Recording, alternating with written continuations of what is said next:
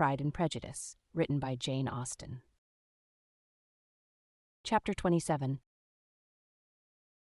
With no greater events than these in the Longbourn family, and otherwise diversified by little beyond the walks to Meryton, sometimes dirty and sometimes cold, did January and February pass away.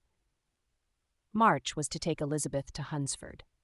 She had not at first thought very seriously of going thither, but Charlotte, she soon found, was depending on the plan, and she gradually learned to consider it herself with greater pleasure as well as greater certainty. Absence had increased her desire of seeing Charlotte again, and weakened her disgust of Mr. Collins.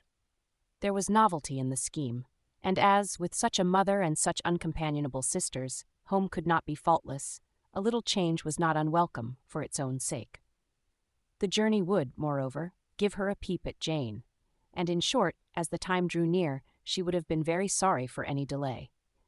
Everything, however, went on smoothly, and was finally settled according to Charlotte's first sketch. She was to accompany Sir William and his second daughter. The improvement of spending a night in London was added in time, and the plan became as perfect as plan could be. The only pain was in leaving her father, who would certainly miss her, and who, when it came to the point, so little liked her going, that he told her to write to him, and almost promised to answer her letter. The farewell between herself and Mr. Wickham was perfectly friendly, on his side even more. His present pursuit could not make him forget that Elizabeth had been the first to excite and to deserve his attention, the first to listen and to pity, the first to be admired, and in his manner of bidding her adieu, wishing her every enjoyment, reminding her of what she was to expect in Lady Catherine de Bourgh, and trusting their opinion of her, their opinion of everybody, would always coincide. There was a solicitude, an interest, which she felt must ever attach her to him with a most sincere regard, and she parted from him convinced that, whether married or single, he must always be her model of the amiable and pleasing. Her fellow travellers the next day were not of a kind to make her think him less agreeable. Sir William Lucas and his daughter Maria, a good-humoured girl, but as empty-headed as himself, had nothing to say that could be worth hearing, and were listened to with about as much delight as the rattle of the chaise. Elizabeth loved absurdities, but she had known Sir William's too long. He could tell her nothing new of the wonders of his presentation and knighthood, and his civilities were worn out, like his information. It was a journey of only 24 miles, and they began it so early as to be in Gracechurch Street by noon. As they drove to Mr. Gardiner's door, Jane was at a drawing-room window watching their arrival. When they entered the passage, she was there to welcome them, and Elizabeth, looking earnestly in her face, was pleased to see it healthful and lovely as ever. On the stairs were a troop of little boys and girls whose eagerness for their cousin's appearance would not allow them to wait in the drawing-room, and whose shyness, as they had not seen her for a 12-month, prevented their coming lower. All was joy and kindness. The day passed most pleasantly away, the morning in bustle and shopping, and the evening at one of the theatres. Elizabeth then contrived to sit by her aunt. Their first subject was her sister, and she was more grieved than astonished to hear, in reply to her minute inquiries, that though Jane always struggled to support her spirits, there were periods of dejection. It was reasonable, however, to hope that they would not continue long. Mrs. Gardiner gave her the particulars also of Miss Bingley's visit in Gracechurch Street, and repeated conversations occurring at different times between Jane and herself, which proved that the former had, from her heart, given up the acquaintance. Mrs. Gardiner then rallied her niece on Wickham's desertion, and complimented her on bearing it so well. "But, my dear Elizabeth," she added, "what sort of girl is Miss King? I should be sorry to think our friend mercenary."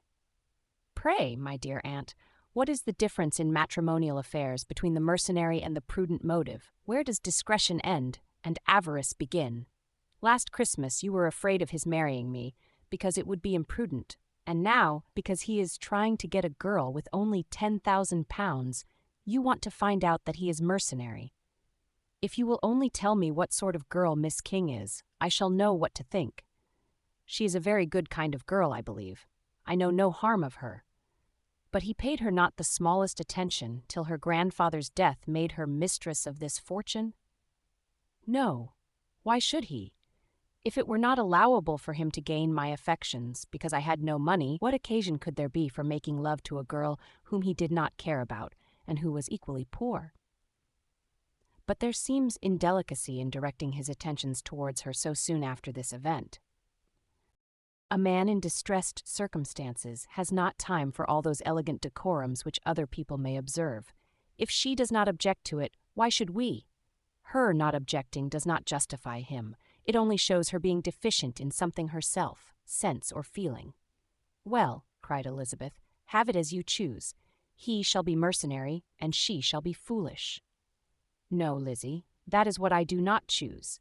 I should be sorry, you know, to think ill of a young man who has lived so long in Derbyshire. Oh, if that is all, I have a very poor opinion of young men who live in Derbyshire, and their intimate friends who live in Hertfordshire are not much better.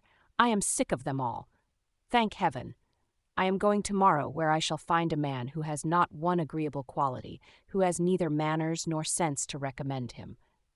Stupid men are the only ones worth knowing after all. Take care, Lizzie. That speech savors strongly of disappointment. Before they were separated by the conclusion of the play, she had the unexpected happiness of an invitation to accompany her uncle and aunt in a tour of pleasure which they proposed taking in the summer. "We have not quite determined how far it shall carry us," said Mrs. Gardiner, "but perhaps to the lakes." No scheme could have been more agreeable to Elizabeth, and her acceptance of the invitation was most ready and grateful. "My dear, dear aunt," she rapturously cried, "what delight! What felicity! You give me fresh life and vigor. Adieu to disappointment and spleen. What are men to rocks and mountains? Oh, what hours of transport we shall spend! And when we do return, it shall not be like other travelers, without being able to give one accurate idea of anything. We will know where we have gone. We will recollect what we have seen.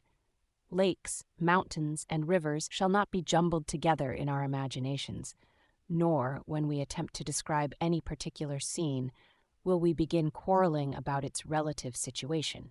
Let our first effusions be less insupportable than those of the generality of travelers.